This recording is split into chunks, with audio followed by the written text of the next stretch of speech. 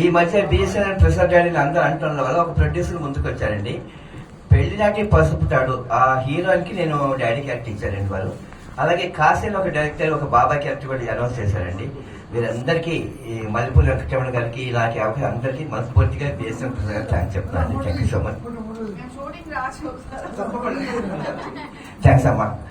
Thank you so much. Thanks అమ్మా. Thanks అండి. Thank you so much. మీరు ఇంకా బిఎస్ఎన్ ప్రసాద్ అండి హీరోయిన్ తండ్రి పాత్రలో చూడబోతున్నారు. నా డైలాగ్ ఒక చిన్న డైలాగ్ అండి.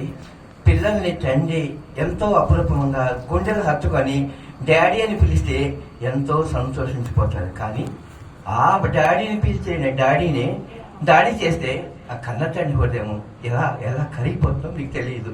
కానీ నా పిల్లలు రత్నమాణిక్యాలు వచ్చే వైద్యురాలు that is BSN Prasad daddy. ఇలా డైలాగ్ ఇచ్చారండి వాళ్ళు నాకు. థ్యాంక్స్ అండి. Thank you so much.